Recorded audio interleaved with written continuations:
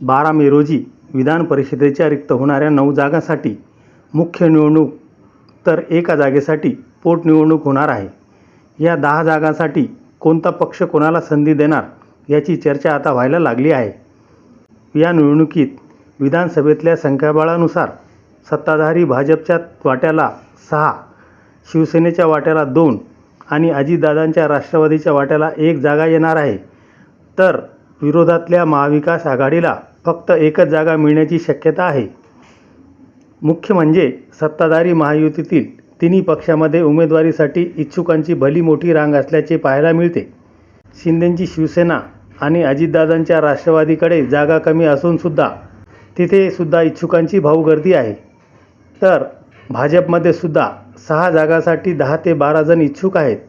त्यामुळे देवेंद्र फडणवीस, एकनाथ शिंदे आणि सुनेत्रा पवार यांच्यासमोर उमेदवारी देणे आणि इच्छुकांची नाराजी दूर करणे असे दुहेरी संकट आहे. ही तारेवरची कसरत ती कशी करतात याकडे सर्वांचे लक्ष लागून आहे. महायुतीत तिन्ही पक्षाकडून इच्छुक असलेल्या उमेदवारांची नावे काय आहेत, त्यांच्यापैकी कोणाला संधी मिळू शकते, कोणाची संधी जाऊ शकते, पाहूयात आजच्या या व्हिडिओमध्ये. सर्वात आधी भाजपबद्दल बोलू. भाजपला सर्वाधिक 6 जागा मिळणार असल्याने इथे इच्छुकांची मोठी रांग आहे. या रांगेतले पहिले नाव आहे संजय केनेकर. छत्रपती संभाजीनगरमधून येणारे संजय केनेकर हे मुख्यमंत्री देवेंद्र फडणवीस यांचे निकटवर्तीय म्हणून ओळखले जातात. गेल्या वर्षी मार्च 2025मध्ये सुद्धा केनेकर यांना पक्षाने विधान परिषदेवर संधी दिली, पण त्यांना फक्त 11 महिन्यांचाच कार्यकाळ मिळाला. त्यामुळे आता पुन्हा एकदा त्यांना विधान परिषदेवर संधी मिळण्याची शक्यता आहे.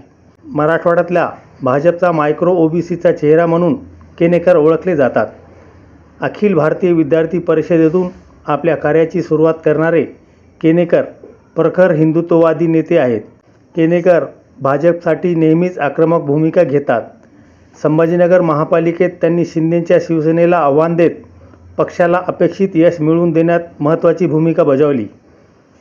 महानगरपालिकेच्या उमेदवारीवरून इच्छुकांनी भाजप विरोधात संताप व्यक्त केल्यानंतर त्यांना शांत करण्याचे कामसुद्धा केनेकर यांनी केलेले.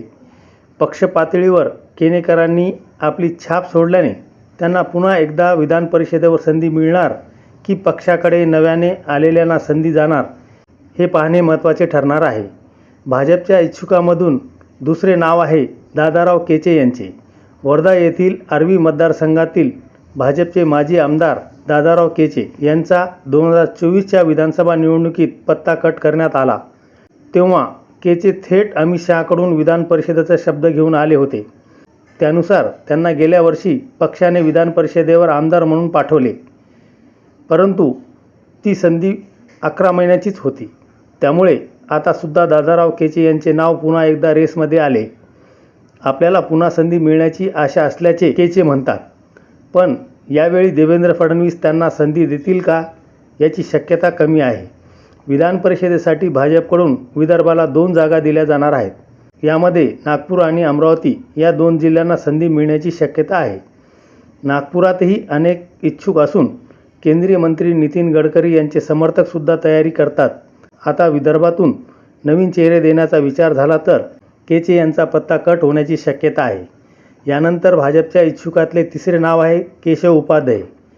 केशव उपाध्याय महाराष्ट्र भाजपचे उपाध्यक्ष आणि प्रमुख प्रवक्ते आहेत. त्यांना त्यांच्या वर्षानुवर्षाच्या निष्ठेचे फळ विधान परिषदेच्या माध्यमातून मिळण्याची चर्चा पुन्हा एकदा व्हायला लागली आहे. अभविपमधून कामाला सुरुवात केलेले उपाध्याय गेली अनेक वर्षे भाजपने दिलेल्या जबाबदाऱ्या प्रामाणिकपणे पार पाडतात. माध्यमामध्ये विरोधकांना सडेतोड उत्तर देणं असू दे, आपल्या पक्षाची बाजू ठामपणे लावून धरणं यासाठी उपाध्याय ओळखले जातात. पण पक्षाशी एकनिष्ठ राहून संघटनात्मक पातळीवर मोठं कार्य करत असतानासुद्धा भाजपकडून आजवर केशव उपाध्याय यांना संधी देण्यात आलेली नाही. त्यामुळे आता तरी भाजपचं केंद्रीय नेतृत्व उपाध्याय यांना निष्ठेचे फळ म्हणून विधान परिषदेवर पाठवणार का हे पाहणे महत्त्वाचं ठरणार आहे. भाजपकडून पुढचे चर्चेचं नाव आहे राम सातपुते. राम सातपुते यांचं 2024ला आधी सोलापूर लोकसभा आणि त्यानंतर माळशिरस विधानसभेतून सलग पराभव झाला. सातपुते हे मुख्यमंत्री देवेंद्र फडणवीसांच्या जवळचे मानले जातात. सलग 2 पराभव झालेले असतानासुद्धा राम सातपुते सोलापूर जिल्ह्यात पक्षासाठी काम करतात. सोलापूर जिल्हा परिषदेच्या दहिगाव गटातून राम सातपुते यांनी त्यांच्या पत्नी संस्कृती यांना निवडून आणले. मुख्य म्हणजे या निवडणुकीत माळशिरसचे आमदार उत्तम जानकर यांचे चिरंजीव जीवन जानकरांचा त्यांनी पराभव केल्याने विधानसभा निवडणुकीत पराभवाचा वचपा काढला असं बोललं गेलं. पण सोलापुरातून भाजपच्या इतर दिग्गज नेत्यांचीही नावे चर्चेत असल्याने सातपुतेंना उमेदवारी मिळणार की नाही याचा फैसला भाजपचे नेतृत्व करणार आहे. यानंतरच्या इच्छुकांमधले पुढचे नाव आहे सोलापूरच्याच राजेंद्र राऊत यांचं. बार्शीचे माजी आमदार राजेंद्र राऊत यांचीसुद्धा मुख्यमंत्र्यांच्या जवळचे नेते अशी ओळख आहे. बार्शीची जागा ही गेल्या विधानसभेला शिंदेंच्या शिवसेनेला सुटली आणि भाजपमधून राजेंद्र राऊत हे सेनेत गेले. त्यांना तिकीटही मिळालं. जरांगे पाटील यांनी केलेल्या विरोधामुळे मराठा मतांचं गणित जमलं नाही आणि राऊत यांचा निसटत्या मतांनी पराभव झाला. पराभवानंतर लगेचच त्यांनी पुन्हा एकदा भाजपात प्रवेश केला. त्यानंतर झालेल्या बार्शी नगरपालिका आणि पंचायत समितीच्या निवडणुकीत राऊत यांच्या विरोधात सगळे पक्ष एकत्रित आले तरीसुद्धा राऊत यांनी मिळवलेला विजय हा त्यांची क्षमता दाखवणारा ठरला. जिल्हा परिषदेच्या सगळ्या 6 तर पंचायत समितीच्या सगळ्या 12 जागा निवडून आणत राऊतांनी आमदार दिलीप सोपल यांचा सर्वपक्षीय विरोधी आघाडीला वाईट वास दिला. आता राजेंद्र राऊत यांचा ग्राउंड लेवलला असलेला कनेक्ट पाहता देवेंद्र फडणवीस राजेंद्र राऊत यांना विधान परिषदेसाठी संधी देतात का हे पाहणे महत्त्वाचं ठरणार आहे. यानंतर सोलापूरच्या मोहोळ तालुक्यातील राजन पाटील यांचंही नाव भाजपकडून विधान परिषदेसाठी चर्चेत आले. राजन पाटील यांनी राष्ट्रवादी काँग्रेसमधून भाजपात प्रवेश केल्यानंतर मोहोळ तालुक्यात भाजपची ताकद चांगली वाढली आहे. मोहोळ तालुक्यात राजन पाटलांचं प्रस्थ आहे. मुख्य म्हणजे मोहोळसहित माढा मंगळवेढा इथेसुद्धा राजन पाटील यांची चांगली ताकद आहे. माढा आणि सोलापूर या दोन्ही मतदारसंघामध्ये मागच्या लोकसभेला भाजपचा पराभव झाला.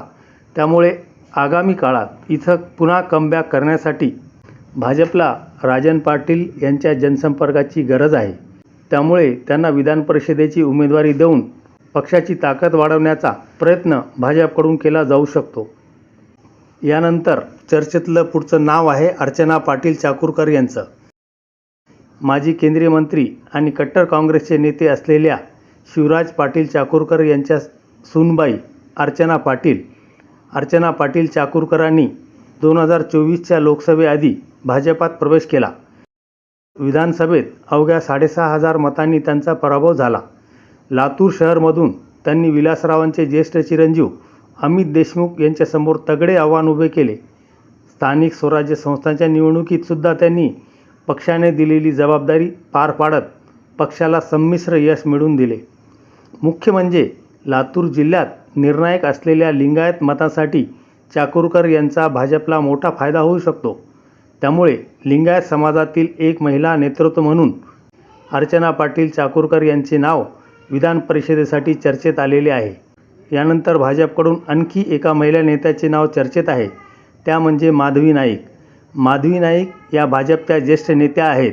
संघटनात्मक पातळीवर पक्षवाढीसाठी त्यांनी केलेले काम मोठे असल्याचे म्हटले जाते. 90च्या दशकात ठाण्यात शिवसेनेचे जोरदार वारे असताना सुद्धा सलग 10 वर्षे त्या ठाणे महानगरपालिकेत नगरसेविका म्हणून निवडून आल्या. सक्षम महिला नेतृत्व असल्याने त्यांच्यावर पक्षाने महिला मोर्चाच्या अध्यक्षपदाची देखील जबाबदारी दिलेली. भाजपच्या प्रदेश महामंत्री प्रदेश उपाध्यक्ष म्हणूनही त्यांनी काम केले.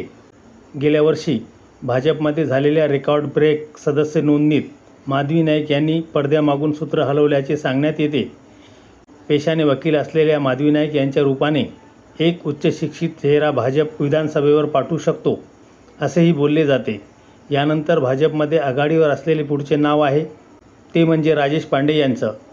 भाजपकडून अलीकडेच राजेश पांडे यांना प्रदेश सरचिटणीस पदाची जबाबदारी देण्यात आली आहे. संघटनेत दीर्घकाळ काम करणाऱ्या सरचिटणीसांना न्याय देण्याची भाजपची जुनी परंपरा आहे. त्यामुळे पांडे यांचे पारडे जड असल्याचे सांगितले जाते. पण भाजपकडून पुणे जिल्ह्यात एक जागा फिक्स सांगितली जाते. पण इथून अनेक इच्छुक आहेत. त्यात शहरी भागातून पांडे यांच्यासोबतच फडणवीसांचे विश्वासू जगदीश मुळीक यांच्या नावाची देखील चर्चा आहे. वडगाव शहरी विधानसभेच्या वेळी झालेली राजकीय तडजोड आणि खुद्द मुख्यमंत्री देवेंद्र फडणवीस यांनी मुळीक यांना आमदारकीचे दिलेले आश्वासन यामुळे फडणवीस आता हे आश्वासन पाळणार का हे पाहणे महत्त्वाचे आहे. तर दुसरीकडे पुणे ग्रामीणमधून सुद्धा 2 नाव आघाडीवर आहेत. जिल्हा परिषदेचे माजी अध्यक्ष प्रदीप कंद आणि काँग्रेसमधून आलेले बोरचे माजी आमदार संग्राम थोपटे यांना देखील भाजप संधी देण्याची शक्यता आहे. पुण्याच्या शहरी भागात भाजपची पकड मजबूत आहे, पण ग्रामीण भागात आपली ताकद वाढविण्यासाठी आणि राष्ट्रवादी काँग्रेसला शह द्यायचा असेल तर भाजप ग्रामीण भागातल्या चेहऱ्याला संधी देण्याची खेळी खेळू शकते असंही म्हटले जाते. यानंतर नागपूरचे माजी महापौर आणि शहराध्यक्ष दयाशंकर तिवारी यांच्यासह संजय भेंडे आणि संदीप जोशी यांचीही नावे चर्चेत आहेत. तर कळमनुरीच्या प्रज्ञा सातव यांनी काँग्रेसमधून भाजपमध्ये प्रवेश केल्याने त्यांनी आपल्या विधान परिषद सदस्यत्वाचा राजीनामा दिलेला. त्यामुळे रिक्त झालेल्या त्यांच्या जागेवर पोटनिवडणुकीसाठी पुन्हा एकदा भाजप सातव यांना उमेदवारी देणार हे जवळपास फिक्स मानले जाते. आता भाजपमधून विधान परिषदेच्या 6 जागांसाठी इतक्या मोठ्या प्रमाणात इच्छुकांची गर्दी आहे, पण शिवसेनेच्या 2 जागांसाठी सुद्धा मोठ्या प्रमाणात चढाओढ आहे. यामध्ये निवृत्त होत असलेल्या नीलम गोरे यांची उमेदवारी जवळपास निश्चित मानली जाते. शिवसेनेच्या ज्येष्ठ नेत्या आणि विधान परिषदेच्या उपसभापती म्हणून गोरे यांनी काम पाहिलेले आहे. शिवसेनेतले एक ज्येष्ठ महिला नेतृत्व म्हणून नीलम गोरे यांची उमेदवारी जवळपास निश्चित आहे, पण शिवसेनेत दुसऱ्या जागेसाठी मोठी चुरस आहे. इच्छुकांमध्ये असलेले पहिले नाव आहे शीतल म्हात्रे. राज्यसभेच्या जागेसाठी शीतल म्हात्रेंचं नाव चर्चेत आले, पण शिंदेंनी धक्कातंत्राचा वापर करत ज्योती वाघमारे यांना संधी दिली. त्यामुळे शीतल म्हात्रेंना विधान परिषदेवर संधी मिळण्याची शक्यता जास्त असल्याचे म्हटले जाते. शिवसेनेचा कणखणीत आवाज असलेली म्हात्रेंची ओळख आहे. प्रवक्ते म्हणून विरोधकांचा समाचार घेण्यात शीतल म्हात्रे नेहमीच पुढे असतात. ठाकरेंच्या सुषमा अंधारे सारख्या नेत्यांना थेट प्रत्युत्तर देण्यात शीतल म्हात्रे आघाडीवर असल्याने एकनाथ शिंदे त्यांना संधी देऊ शकतात असंही म्हटले जाते. दुसरीकडे शायना एनसी यांच्या नावाची सुद्धा शिंदेंच्या सेनेकडून चर्चा आहे. शीतल म्हात्रेप्रमाणे शायना एनसी यांनी सुद्धा विरोधकांना सडेतोड उत्तर देण्याची भूमिका घेतली आहे. शिंदेंनी त्यांना विधानसभेसाठी मुंबादेवी या काँग्रेसचा बालेकिल्ला असलेल्या मतदारसंघातून उमेदवारी दिली, पण त्यात त्यांचा पराभव झाला. आता भाजपमधून शिवसेनेत आल्या असल्याने त्यांना शिंदे संधी देणार का हे पाहणे महत्त्वाचे आहे. कारण असं झालं तर शिंदेंनी निष्ठावंतांना डावललं असा शिक्का देखील बसण्याची शक्यता आहे. त्यामुळे एकनाथ शिंदे नेमकी कोणाला संधी देतात याकडे सगळ्यांचं लक्ष लागून आहे. शिंदेंच्या शिवसेनेकडून चर्चा असलेले पुढचे नाव आहे रवींद्र फाटक यांचं. फाटक हे याआधीसुद्धा शिवसेनेकडून विधान परिषदेवर आमदार म्हणून गेलेले. शिंदेंचा गड असलेल्या ठाण्यातून येणाऱ्या रवींद्र फाटक यांचे नाव ठाण्याच्या लोकसभेवेळीसुद्धा पुढे आलेले. मुख्य म्हणजे एकनाथ शिंदेप्रमाणेच ते सुद्धा आनंद दिघेंचे शिष्य आहेत. नारायण राणेंनी शिवसेनेतून काँग्रेसमध्ये प्रवेश केल्यानंतर रवींद्र फाटकसुद्धा त्यांच्यासोबत काँग्रेसमध्ये गेले, पण त्यानंतर त्यांनी पुन्हा एकदा सेनेत प्रवेश केला. ठाणे जिल्ह्यातल्या वागळे स्टेट आणि किसान नगर परिसरात त्यांची चांगली पकड आहे. त्यामुळे एकनाथ शिंदे आपल्यासोबतच्या ज्येष्ठ सहकार्याला विधान परिषदेसाठी संधी देऊ शकतात असं म्हटले जाते. यासोबतच ठाणे महानगरपालिकेचे माजी महापौर आणि शिंदेंचे विश्वासू संजय मोरे, किरण पावसकर, दीपक सावंत यांचीही नावे शिंदेंच्या शिवसेनेकडून विधान परिषदेसाठी चर्चेत आहेत. अजितदादांच्या राष्ट्रवादीच्या वाट्याला 1 जागा येणार असली तरी येथे सुद्धा अनेक इच्छुक आहेत. यात सोलापुरातील उमेश पाटील यांचे नाव आघाडीवर आहे. सोलापूर जिल्ह्यातल्या राष्ट्रवादी काँग्रेसचा मराठा चेहरा म्हणून उमेश पाटील यांच्याकडे पाहिले जाते. राष्ट्रवादीच्या सोलापूरचा जिल्हाध्यक्षपद त्यांच्याकडे आहे. अजित पवारांचे विश्वासू नेते अशी उमेश पाटलांची ओळख आहे.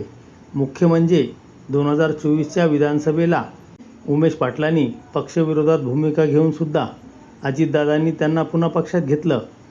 जिल्हाध्यक्षपद दिलं. आता उमेश पाटील हे पार्थ पवार यांचेही जवळचे म्हणून ओळखले जातात. भाजपने सोलापुरात राष्ट्रवादी काँग्रेसचे महत्त्वाचे नेते गळाला लावून आपली ताकद वाढवली आहे. त्यामुळे भाजपला आव्हान म्हणून विधान परिषदेसाठी उमेश पाटील यांना संधी दिली जाऊ शकते. आता राष्ट्रवादीमध्ये इच्छुक असलेल्यामध्ये दुसरं नाव आहे सिद्दीकी यांचं. बाबा सिद्दीकी यांच्या हत्येनंतर त्यांचे चिरंजीव झिशान सिद्दीकी यांना दादांच्या राष्ट्रवादीकडून विधानसभा निवडणुकीची बांद्रे पूर्वची उमेदवारी मिळाली होती. पण या निवडणुकीत त्यांचा पराभव झाला. तेव्हापासून सिद्दीकी कमबॅकच्या प्रतीक्षेत आहेत. झिशान सिद्दीकी यांना संधी देत सुनेत्रा पवार मुस्लिम कार्ड खेळण्याचा प्रयत्न करू शकतात.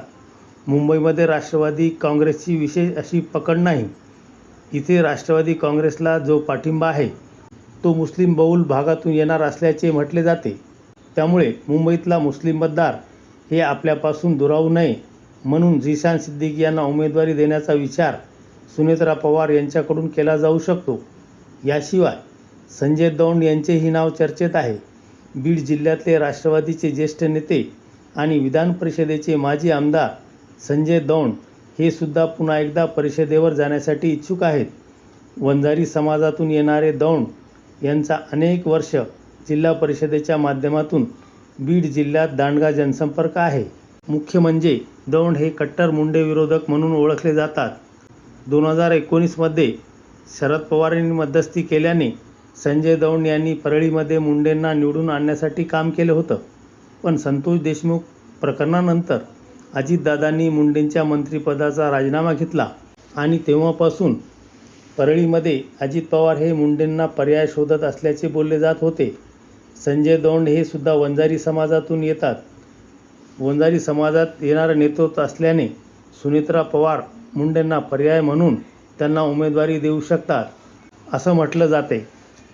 विदर्भामधून सुद्धा राष्ट्रवादी काँग्रेस अजित पवार गटातून सुरेखा ठाकरे यांच्या नावाची चर्चा आहे. अमरावती जिल्ह्याच्या राजकारणातील दबंग नेतृत्व अशी त्यांची ओळख आहे.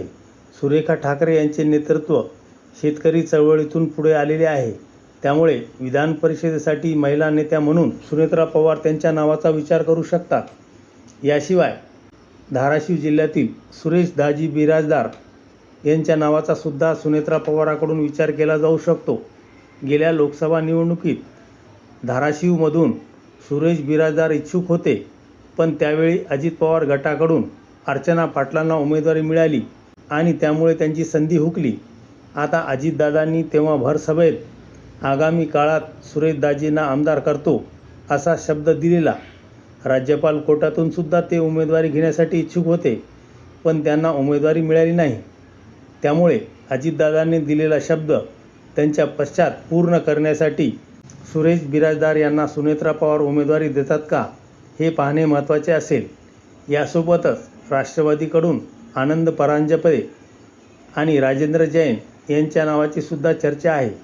थोडक्यात सत्ताधारी महायुतीकडून विधान परिषदेसाठी इच्छुकांची इतकी मोठी यादी असल्यामुळे उमेदवारी देताना पक्ष नेमके कोणते निकष लावणार हे पाहणे महत्त्वाचे ठरणार आहे. दुसरीकडे महाविकास आघाडीसुद्धा ही जागा कोणाला देणार आणि कोण उमेदवार असणार हे सुद्धा पाहणे अत्यंत महत्त्वाचे ठरणार आहे. बाकी तुम्हाला काय वाटते? महायुतीकडून आणि महाविकास आघाडीकडून विधान परिषदेवर नेमकी कोणाची लॉटरी लागणार याबद्दलची तुमची मते आणि प्रतिक्रिया कमेंट बॉक्समध्ये लिहून कळवा. खरा दर्पण या यूट्यूब चॅनलला सबस्क्राईब करा, शेअर करा. धन्यवाद.